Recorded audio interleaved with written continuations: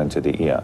This is called receiver in the ear technology. So that goes behind it. Actually, may I put it? May I try it on? Yeah. So I'll just. So this goes behind the ear. How much do these little things cost? Yeah. They vary in price. It depends on the level of technology that's being used. It depends on the level of hearing loss and many other factors.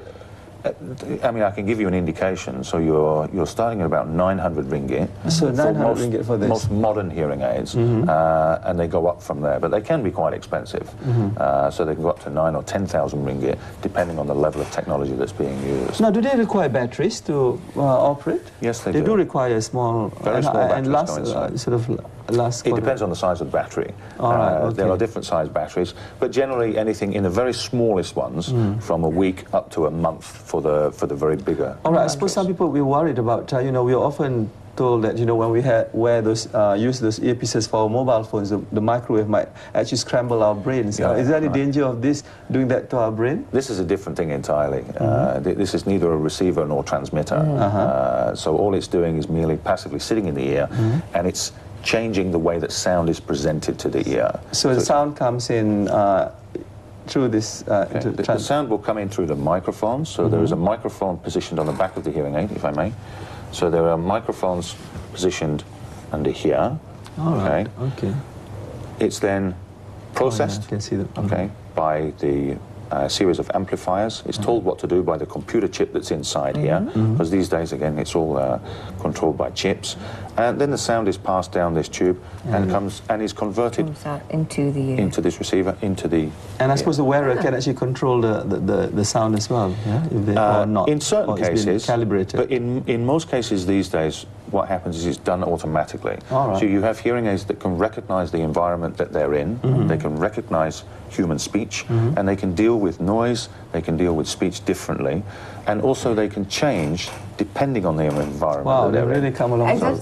Before you used to have to adjust knobs and, all sorts of things. So the objective is to try and normalize somebody's hearing as far as possible. And of course our ears don't have a volume control, so it doesn't really make sense for the hearing aid to have one either. There are occasions where people need it, but in most cases these days people don't use volume controls. Okay. No, well, that's, talking about hearing aids and stuff, but, just prevention is better than cure. True. So Absolutely. really, how do you prevent premature hearing loss? Premature hearing loss is generally caused by things within our control. So the foods we eat, the noise we expose our ears to, the drugs or medication that we take. The food we eat? There are certain foods that can, over a period of time, that can have an impact on hearing. Just like as? I don't want to be too specific here, because there are very... the body is very sensitive to whatever we put inside it. There are many systems that can be affected by what we eat, what we drink. So alcohol, for example, can have an effect on hearing. Even smoking can have an effect on hearing cumulatively over a period of time. So drinking alcohol in a club is really not good for your smoking. That's just a 3-in-1. But I mean, let me clarify that these are the impact that it has is a cumulative impact. So it's what we do to ourselves over many, many years. Now, a lot of people, my producer actually wants to know whether cleaning your ears, some people, she mentioned using hairpins as well. It's cotton buds, even cotton buds. Should you be doing that? The usage is very common. My opinion is that cotton buds should never be put inside the ear. They're fine for cleaning around the outside of the ear. The problem is that what people try and do is they try and clear the earwax out of their ears. Earwax is supposed to be in the ear. The body produces it. Earwax is actually sort of like I'm not saying good for you, but then they're to protect your ear. It is good for you. It lubricates the skin. It will trap any dust or insects, etc., that get inside your ear, and it's also bacteriostatic, so it prevents bacteria from reproducing, therefore causing infection. So it's supposed to be there. There are occasions where certain people can produce too much wax and it blocks the ear, in which case the wax should be removed by a medical practitioner. When people try and remove it themselves, what happens is if they put down a cotton bud, they can't see what they're doing. Right. So the tendency is, although you get some on the cotton bud, the tendency is to actually push more wax further down into the ear. Okay. Then the wax can become impacted, it can become very hard and actually cause a hearing loss. I see. Then it has to be removed. Now, myth or, true or false, you cannot actually stick anything through and puncture your eardrums because the ear canal actually is not straight, right? The ear canal bends, and that's one of the reasons it bends. It's a protective measure, so nothing could go straight in there. All right.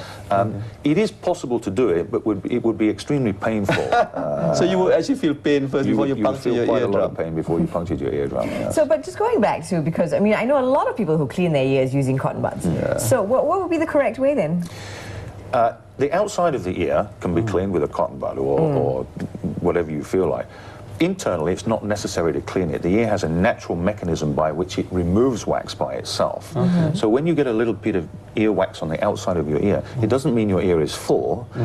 It's just that the ear's natural migration process for the wax is working properly, and it's being removed from your ear. So you're saying really, it's okay to use cotton bud to clean the outside of your ear, sort of all the lobe area, but not inside, not in the ear canal. Not in the ear and what about, you go to spas, increasingly I see ear candles being, what is it, ear candling? Yeah. I understand it's illegal in some countries. In some countries, Canada, for example, has banned ear candling because it's considered to be an invasive procedure and also one that carries some risk of damage to the eardrum.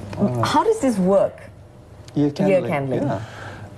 They pour wax in the ear? They pour wax in the ear and then take it out, removing anything that's in the ear at the same time. Oh, really? Yeah. And of course the wax must be hot or at least warm when it so goes in. wouldn't the wax scotch the lining, your ear lining, and also I mean, I don't think it's at that temperature, but it certainly has the potential to cause injury or damage there, which is why, again, in certain countries, the practice has been stopped.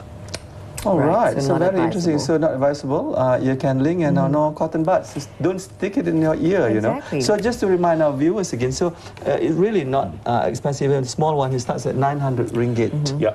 And for a unit like this. It really is a lifetime investment. And smaller one, I can go up to, this I suppose would be the most, the high end one. Not necessarily, no. No? It depends on the level of technology that's being used inside the hearing aid. And basically, the more sophisticated, the more featured it has, the more expensive it is. Do you have a website that people can log on to if they wish to find out? We can be seen at clarisound.com. Okay. Clarisound.com. www.clarisound.com. That's CLARISOUND. So, and also tell us where you're located in Malaysia. We have 3 outlets currently. We are in Mid Valley, Mid Valley Mega Mall on the 2nd floor there. We are in Centre Point in Bandar Utama, and we're also in Gurney Plaza in Penang. But our intention is to, over a period of time, is to open up right across Malaysia, as well as in some other countries, in the hope that we can make a difference and change the lives of some people. Because it's really, you're not just losing your hearing, but you're losing more or less your life. The aspects of quality of life. There are a lot of psychological impacts of hearing loss, and I've seen it many times over the last 20 years where somebody withdraws into themselves, they become miserable, they become depressed, they become uncommunicative. Of course. Then, when fitted with a hearing aid, they change. Now, one last question for you before we go. We have to go to another break. But then, for all parents out there watching us this morning, I'm sure they want to be able to tell their kids, enough listening to your, personal stereo. So, how many hours or how long is too long? If it's in a day? If it's at a reasonable volume, you can listen to it for long periods of time.